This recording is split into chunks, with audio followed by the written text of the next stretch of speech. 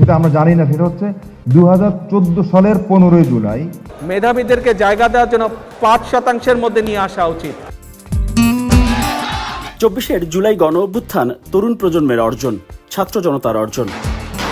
24 এই গণ অভ্যুত্থানের শুরুটা সরকারি চাকরিতে কোটা সংস্কারের দাবিতে, আর শেষ হয় শেখ হাসিনা সরকারের পতনের মধ্য দিয়ে 24 5 আগস্ট।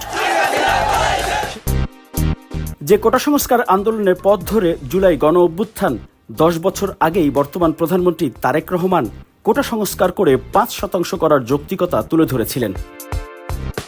জানতে পারেনি, অনেকে জানেন না, এই জন্য তথ্যটা আমি বারবার বলতে চাই।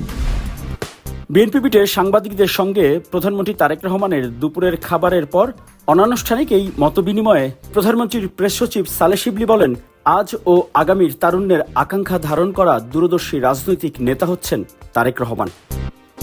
এই কোটা সংস্কার আন্দোলনটার ক্ষেত্রে তাহলে বিএনপির ভূমিকাটা কি? বিএনপি তো আন্দোলনে ছিল, সংগ্রামে ছিল, কিন্তু এই যে বিশেষ বিষয়টা নিয়ে, যে ইস্যুটা নিয়ে আন্দোলনটা একটা সফল পরিণতির দিকে গিয়েছে, সেখানে কি বিএনপি কোনো ভূমিকা ছিল? সেটা আমরা জানি না। সেটা হচ্ছে 2014 সালের 15 জুলাই লন্ডনে টাওয়ার হিলে একটা অনুষ্ঠান ছিল।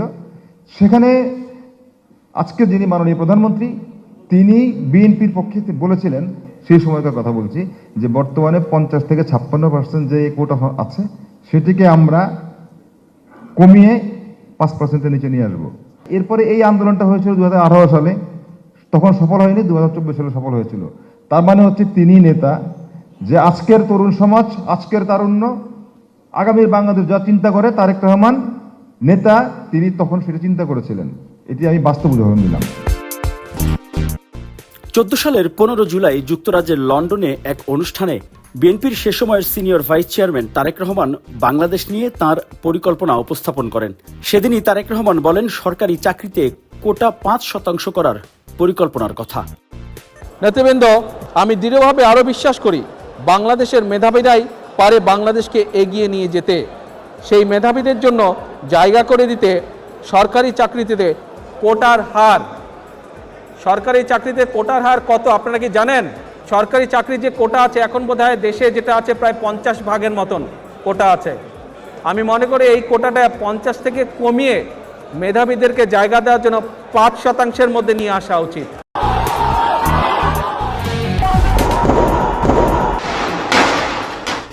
আর 24 কোটা সংস্কার আন্দোলন থেকে 5 আগস্টের ছাত্র জনতার গণ অভ্যুত্থানের বিজয় পর্যন্ত, অর্থাৎ জুন, জুলাই, আগস্ট মাসে 8 দিনে 9 বার দেশবাসীর উদ্দেশ্যে দিক নির্দেশনামূলক বক্তব্য দেন বিএনপির ভারপ্রাপ্ত চেয়ারম্যান তারেক রহমান।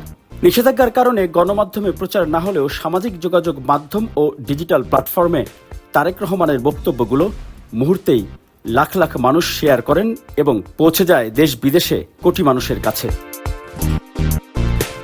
তবে বিস্ময়করভাবে জুলাই গণ অভ্যুত্থানে তারেক রহমান ও বিএনপির ভূমিকার কোনো একটি সংবাদ করেনি গণমাধ্যমগুলো। গণ অভ্যুত্থানের প্রথম বর্ষপূর্তিতে একাধিক অনুষ্ঠানেও তারেক রহমান নিজে জুলাই গণ অভ্যুত্থান চলাকালে তার অভিজ্ঞতা শেয়ার করেন। অবাক বিষয় হলো, তারেক রহমানের সেই বক্তব্যগুলো বাংলাদেশের গণমাধ্যম সংঘবদ্ধভাবে ব্ল্যাকআউট করে দিয়েছে। ফলে 12 ফেব্রুয়ারির নির্বাচনে বিএনপিকে ঘায়েল করতে জুলাই গণ অভ্যুত্থান ইস্যু কাজে লাগায় প্রতিপক্ষ।